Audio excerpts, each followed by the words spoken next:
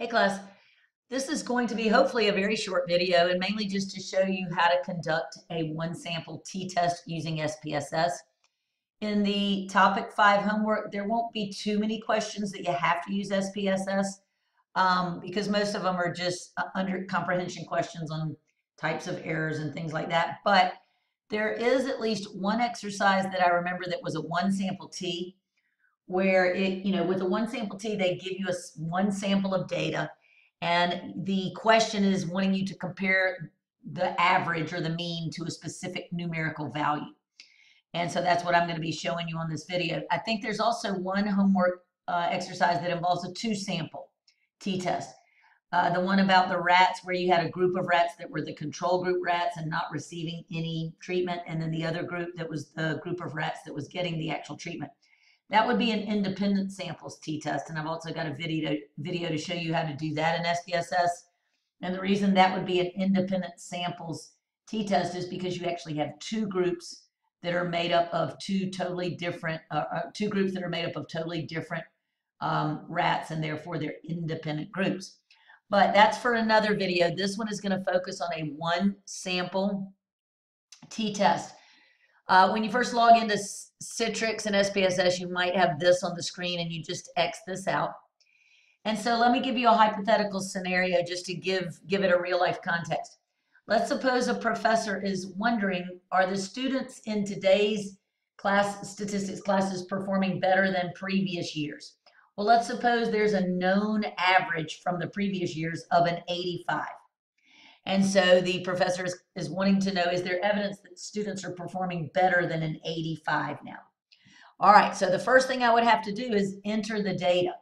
You'll see that your homework questions give you some raw data, some numbers. And so in order to type in the original data, then you have to go down to the variable view tab. You'll have these two tabs down here. Variable view is the tab you have to click on to enter your information about your variables. So I'm going to click on that. It should look like this, and I'm going to type the name of my variable. Well, if it's student grades, then I'm just going to give it the title grades. Then when I click my mouse in this next cell, I'm just going to left click. You'll see that it auto populates the other cells. Notice it put this just because of me clicking in that second cell.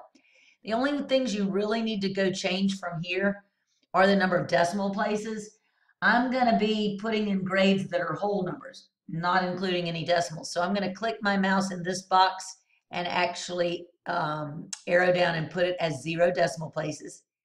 And the only other cell you really need to change is over here, the measure box. I'm going to click in that one. And if you have a quantitative variable or variables, then you want to make sure that they are at the scale measurement. So I'm going to leave that, or I'm going to put that as scale. And that's really it. So that now SPSS knows that I've defined this variable called grades, and I'm ready to go down here and click on the data view tab, and notice it now has the column heading grades. It knows it's the only variable that I specified, so it's only labeled that in one column, and I'm ready to type in the grades. So I'm just going to make up some grades for this sample of students. So one student maybe had a grade of an average of 92, another student had an average of 86, and so forth. These are just hypothetical grades that students in the sample may have had.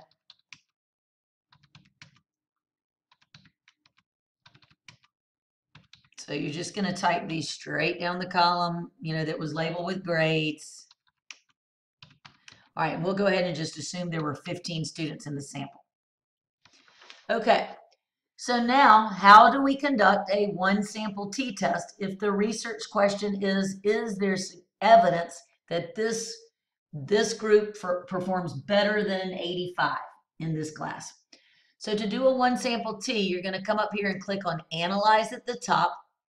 You are going to go down to Compare Means, and actually this is the same place you go whether you're doing a one sample t, an independent samples t-test, which I was talking about earlier, or a paired samples t-test.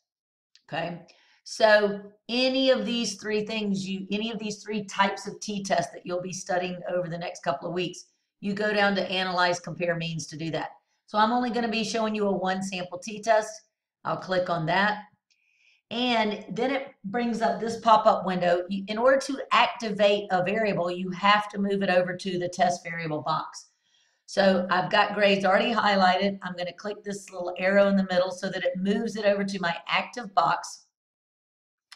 And then this is really important. People tend to forget this, but by default, test value says 0. Well, the test value needs to be the number you are comparing your sample to. And remember, in my hypothetical example, that was an 85. I was asking myself, is there evidence that this group performs better than an 85 in this class? So I've got to change that default value of 0 to an 85. Otherwise, it's going to run the test assuming that you're comparing to the number 0, which is not what I want to do here. All right, so I'm going to click on 85. Let me just click on options and see. Yeah, I mean, it's got confidence interval if you want that. I really intended for this just to show you the hypothesis test, because most of the questions in your homework are going to be hypothesis test questions that ask you to give the test statistic, maybe give the p-value, maybe give your decision whether to reject or retain the null, and that kind of stuff. So I don't really need to put anything else under options. So I'm just going to click OK. And here's your output. So what this top information is telling me is that my sample size was 15. The mean of the sample of these 15 students is an 86.33. Now that is higher than an 85, but with hypothesis testing, what we're really asking ourselves is that different enough? Is that higher enough? Or bigger than 85 enough to indicate that it's probably not just chance variation that I'm seeing or random variation. In other words, is that a strong enough difference above 85 to give me sufficient evidence to say that, yeah, this group does perform better? Or is it still too close to an 85 that it might just be natural random variation and there's not strong enough evidence that they really are performing better than an 85 level? Well, we won't know the answer to that until we go down to the bottom section and look at our test statistic and our p-value. So the top box is just giving you the mean, standard deviation, and the standard error of the mean, which, if you recall, you take the standard deviation and divide it by the square root of the sample size. So if you took 6.411 and divided it by the square root of 15, you would actually get this 1.655 number. It's just that SPSS has already done all that for you. SPSS has also now, noticed that it shows the test value of 85, which is what we want it to. It has given me the test statistic value, which is 0.806. They got that. If you recall, the test statistic formula is to take your sample mean minus the hypothesized value. So if I did 86.33 minus the 85, which is my value that I'm testing, and then get what that is and divide it by the standard error, which is the 1.655, then you should actually get this value. Now, I'm actually working it out on my calculator, and I'm getting about 0.803. That's probably just rounding issues because SPSS probably is actually holding these to more decimal places, even though they're only printing out to 3 decimal places, 2 or 3 decimal places. So my test statistic is 0.806, and degrees of freedom here for a one sample t-test is n-1, so 15 minus 1 is 14. But here's what's so important. The p-value in SPSS is labeled as sig. So sig two-tailed is 0.434. Well, what you have to realize here is if we had done a two-tailed test, then that would be my appropriate p-value. But remember, we were actually testing to see if we had evidence that this group of students performed higher or better than an 85. So that means our HA would be mu greater than 85. And that's a right tail test. Certainly it's a one tail test. So what that means is in order to get my p-value for a one tail test, when SPSS by default gives you a two tail p-value, all you do is cut that value in half. So the p-value for the test that I'm actually running would be 0.434 divided by 2, and it would be 0.217 would be the p-value. And then all you got to do after you get this from SPSS, really, hopefully you noticed how quick and easy it is to get that. Then you compare your p-value to your significance level. Usually it's 0.05, but you'd have to look at the problem. So if my p-value is 0.217, that is still definitely higher than 0.05, which means my decision would be to fail to reject the null, or otherwise known as saying retain the null. So that would mean I do not have enough evidence to say that this group performed better than an 85. That sample mean is still too close to an 85 that it's probably just random variation that we're seeing, and I don't have strong enough evidence to say that this group is actually performing better than students in the past. So, the main reason I want you to see this, hopefully watch it, is because getting the statistical output is actually really easy. It's just, you have to work on how to interpret everything. What does it mean if I get a p-value greater than 0.05? What does it mean if I get a p-value less than 0.05 and that kind of thing?